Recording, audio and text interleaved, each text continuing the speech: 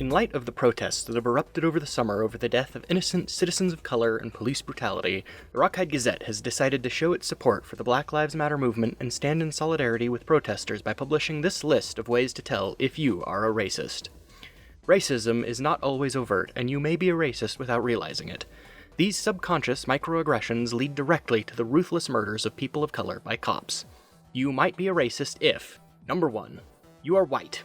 It is clear from both a historical and socioeconomic standpoint that if you are a person of color, a person of American nativity, or a person of Asian or Latin origins, you are not racist.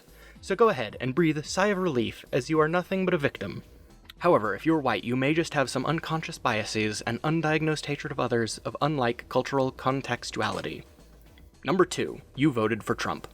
Donald Trump, also known as Twitler, has made some notoriously evil, fascist, and neo-Nazi comments about people of color, people of foreignness, and people of 2X chromosome. He condemned the Black Lives Matter movement, which means he does not believe that Black Lives Matter. Anyone who associates or supports a racist is in turn a racist. You may think you voted for Trump because he's a businessman, and you, wrongly, believe he will provide jobs. But in truth, subconsciously, you voted for Trump because you are a racist, like his racist policies. Number 3, you don't want to abolish the police.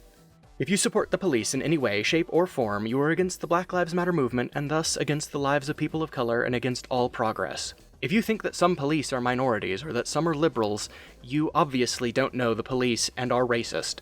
Combating racism starts with being informed. Number 4, you use the B word to refer to people of color. The B word, much like the N word before it, is filled with hatred, as it is a label for an entire group of people. Just because someone has parents of color or grandparents of color, or is from a culture of color background, does not mean that his or her skin color is black. You must be more aware of the lingual constructs you harness when referencing others. They are not colored people. They are people of color. Likewise, you shouldn't label people of foreignness by calling them foreigners, or individual of deafness as deaf people. This suggests that their deafness is their only trait and makes you a racist, white redneck. So don't label anyone. Number 5, you don't think racism is a problem.